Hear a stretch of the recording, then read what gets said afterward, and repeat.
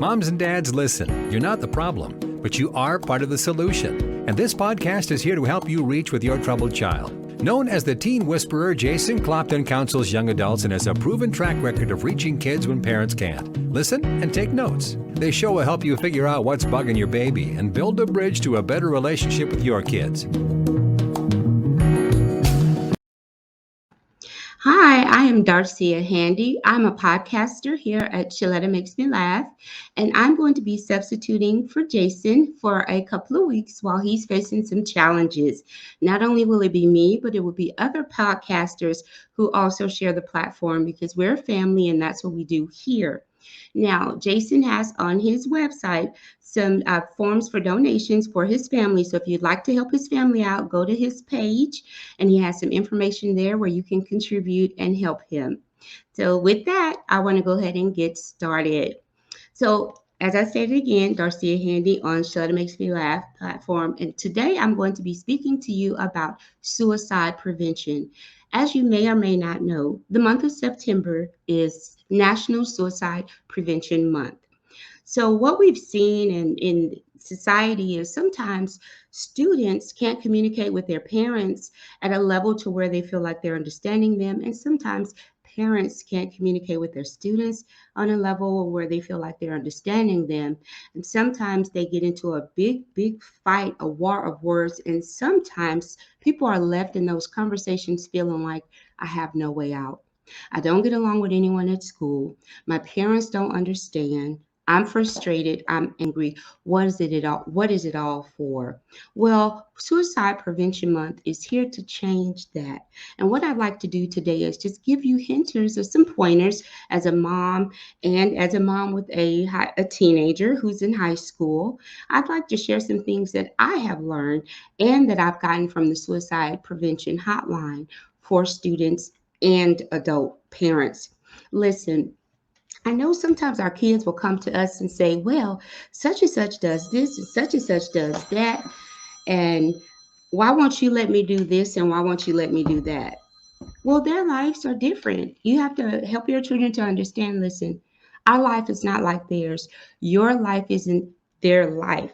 Our situation may be completely different from their situation. And another thing I think that students don't realize is just because someone at school presents themselves in such a way, that may not be how they are at home. That may not be how things are at home. And another thing I'll tell you, with my daughter, this is a situation we had. It was early in the year, at the beginning of the year, in the fall, last fall, right? Yes. She was in a class, so it was last spring. She was in some college level courses as a high school student. One of the courses, when her grades came out, they were very low in this college level course. Well, I wasn't used to that. I hadn't seen that. So my daughter was very upset. She would go in her room, she would close the door. And I was like, what's going on with her? We usually have a good relationship. We have a great relationship. We talk all the time. What's going on with her? So I was going in there. I was like, hey, are you okay? She was like, yes, I'm fine. I was like, okay, I will leave. Are you okay? Yes, I'm fine. So I was like, okay, something's not right. So I said, okay, we got in the car. We were riding somewhere, and that gave me an opportunity to talk because I was driving. There was no, I'm going to get out of this conversation. And so I said, what's going on with you? She said, you know what, Mom? I know that you're used to me making good grades, but you've put so much pressure on me to perform in this class. She said, this class just started, and you're already asking me if I need a tutor because I made one bad grade. She said, we are on lockdown. I'm the only person who's not in the classroom with them. I'm the one who's studying at home. I have to get used to it. I have to get used to studying from home like this. She was in the online program because of the rate of COVID. I wasn't going to risk her life, and the vaccine wasn't out then. So she was doing the class online, like a lot of students were, but some were back in the classroom. So she said, I just have to learn how to do this particular math. Once I get this formula with statistics, she's like, once I get this formula down, I'll know how to do it. But you're putting so much pressure on me. So here I am. I'm thinking I'm helping her, and I'm pushing her away and pushing her to a place of depression and anxiety and frustration because she's thinking, okay, now I'm not good enough. You're making me feel like I'm not good enough. What I've done isn't good enough. My grades aren't good enough. You come in here, you say, I need to clean up my room. So nothing I do satisfies you. Nothing I do is good enough for you. Nothing I do is pleasing you. And at one point, she said, her words were, "What's it all worth? What's it? Just what is it all worth?" And I was like, wow, that just shocked me. And what I learned through that conversation was just because I feel a certain way about something as an adult and a parent doesn't mean that she feels that way as a teenager. I also learned that telling her, hey, it's not a big deal, that's not what she needed to hear at that time, because to her, it is a big deal. When they're in school and they have their friends, their social lives, and their grades, that's very important to them because that's their world right now. That's not our world, that's their world right now. And I had to learn I'm not just going to say, oh, well, when you get in the real world, you're going to have to learn how to deal with this and deal with that.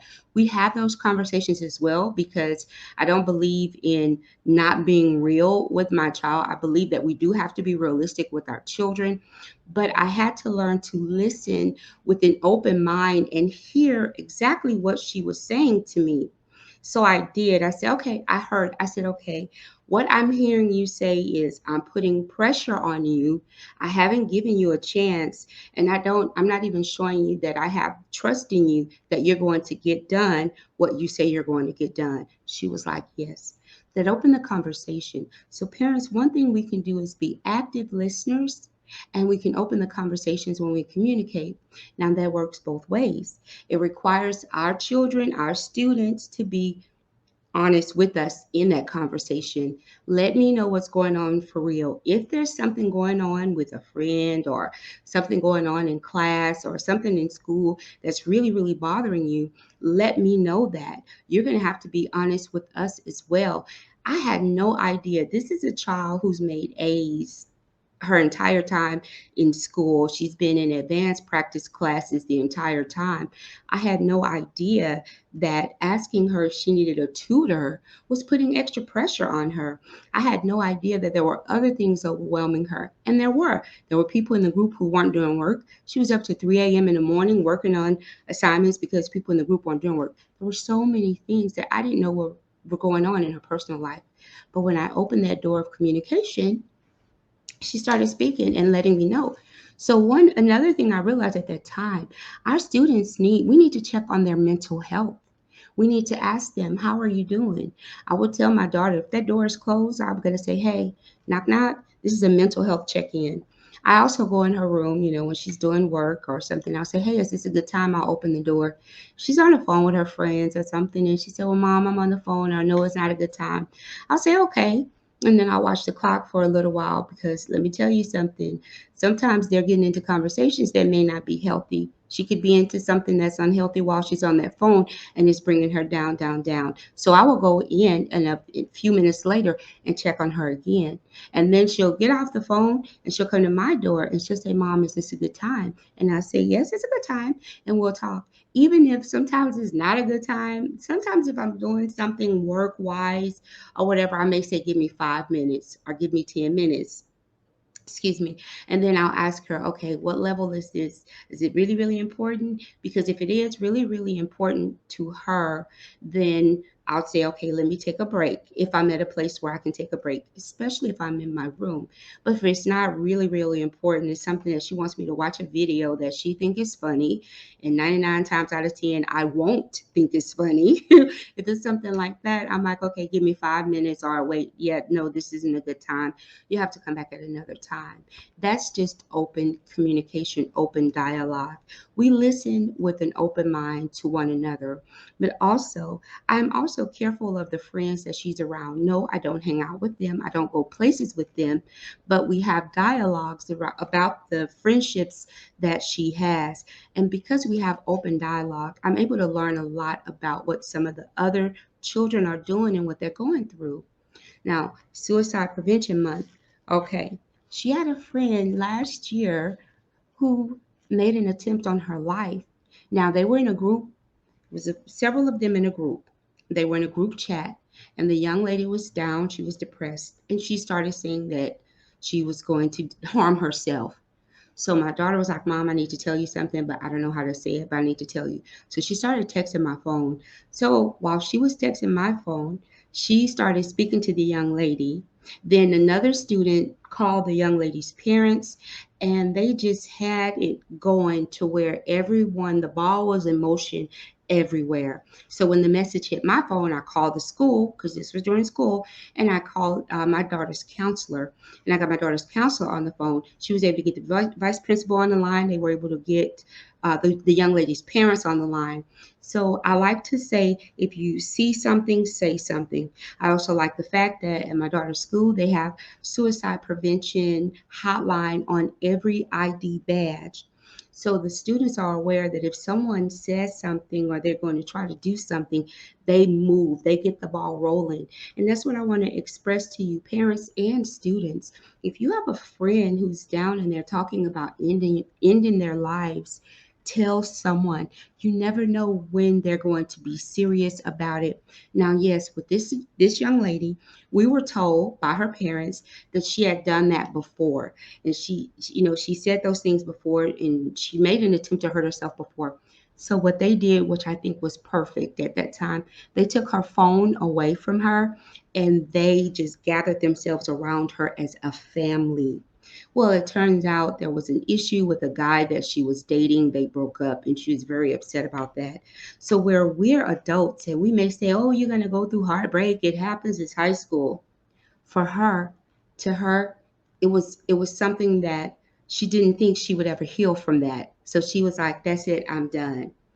But she had a strong system of support in her friends. So parents, make sure that you have open dialogue with your children. Make sure that they know they can talk to you if they're honest with you. And students and children, make sure that you're honest with your parents. Don't break their trust over and over again and expect them to say, okay, you've broken my trust 15 times, but I'm going to trust that you're going to do the right thing now. No, we have to see that we can trust you with what you say you're going to do. We can trust you with the responsibilities we give to you, and we can trust you to do the right thing at the right time. We can trust you to not make those decisions that are negative just because someone else is doing it.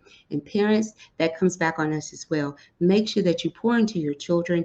Make sure that they know that you're there for them. Make sure that they have a sense of security and a sense of self awareness and a sense of self integrity.